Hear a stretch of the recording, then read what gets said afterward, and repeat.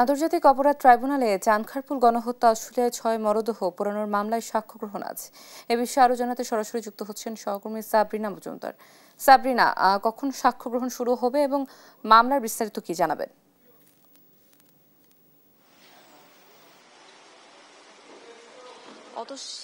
জুলাই গেল বছরের যে জুলাই আগস্টে হত্যাযজ্ঞ হয়েছিল সেখানে কিন্তু বিভিন্ন ঘটনা আসলে বিভিন্ন পরিসরে তো গণহত্যা হয়েছিল, তবে কিছু ঘটনা যেগুলো আসলে আমাদের হৃদয়কে নাড়িয়ে দিয়েছিল সেই ঘটনাগুলোর মধ্যে কিন্তু চানখারপুলের একটি ঘটনা ছিল, যেখানে হচ্ছে যেদিন ৫ আগস্ট যেদিন শেখ হাসিনা সরকারের পতন হয় তখন কিন্তু বিজয়ের মিছিলে একজন শিক্ষার্থী যিনি ছিলেন আনাস, সে সহ ৬ জনকে যে হত্যা মামলা, সেই মামলাটি আসলে চানখারপুলে অভিযোগ দাখিল হয়েছে। অভিযোগ দাখিল হওয়ার পর ফরমাল চার্জ দাখিল হয়েছে। দাখিল হওয়ার পর কিন্তু এটির সাক্ষ্য গ্রহণ আসলে চলছে এবং সেই সাথে যে বিষয় জানিয়ে দিতে চাই যে ট্রাইব্যুনাল একে কিন্তু এই মামলার সাক্ষ্য গ্রহণ আসলে কিছুদিন যাবতই চলছে এবং সেখানে কিন্তু যেই এখানে যে শহীদ পরিবারের যে স্বজনরা এবং বিভিন্ন পুলিশ কর্মকর্তারা যারা ছিলেন সেদিন তারা কিন্তু এসে সাক্ষ্য দিয়েছেন। তারা এখানে বিভিন্ন ধরনের ভিডিও ফুটেজ দাখিল করেছে, যে ভিডিও ফুটেজগুলো আসলে সেখানে যে শিক্ষার্থীরা মারা গিয়েছেন তাদের ভিডিও ফুটেজ কালেক্ট করে দেখানো হয়েছে এবং বিভিন্ন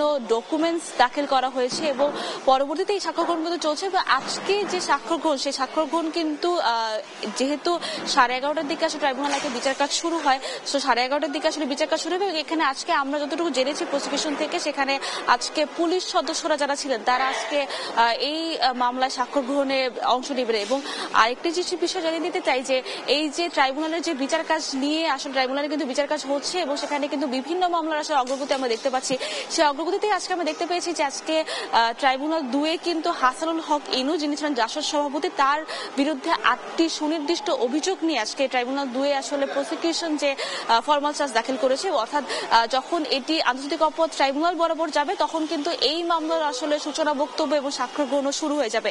এখানে আসলে হাসানুল হক ইনুর বিষয় আসলে আমরা জানতে চেয়েছিলাম প্রসিকিউশন থেকে। আমাদেরকে প্রসিকিউটর গাজী এম ইস তামিম যেটি জানিয়েছেন যে তিনি মুম্বাইতে মিররে আসলে এটির বিষয়ে একটি গণহত্যার বিষয়ে একটি বক্তব্য দিয়েছিলেন এবং সেই সাথে এই যে জুলাই আগস্ট গণহত্যা যে হয়েছে কুষ্টিয়ায় 7 জনকে হত্যা মামলা এবং সেই সাথে এই যে কুষ্টিয়া জুড়ে যেখানে বিভিন্ন আইন যে পুলিশ কর্মকর্তারা যারা ছিলেন তাদেরকে আসলে নির্দেশ দিয়েছিলেন এবং উস্কানি দিয়েছিলেন যে সেখানে যাতে গণহত্যা ঘটানোর জন্য পুলিশকে নির্দেশ দিয়েছিলেন যে আন্দোলন দমানোর জন্য। তো এই সমগ্র যে জুলাই আগস্ট গণহত্যা, সেই গণহত্যারই 8টি সুনির্দিষ্ট অভিযোগ নিয়ে হাসানুল হক ইনুর বিরুদ্ধে এই যে ট্রাইব্যুনালে এই যে রেজিস্ট্রার জেনারেল বরাবর আন্তর্জাতিক অপরাধ ট্রাইব্যুনালের রেজিস্ট্রার জেনারেল বরাবর তিনি এই ফরমাল চার্জ দাখিল করেছেন। অর্থাৎ যখন ট্রাইব্যুনাল 2 এই যে ফরমাল চার্জ আমলে নিবেন তখন থেকে কিন্তু এই মামলার সূচনা বক্তব্য শুরু হবে এবং সূচনা বক্তব্য এবং সাক্ষ্য গ্রহণের দিনও কিন্তু ধার্য হয়ে যাবে।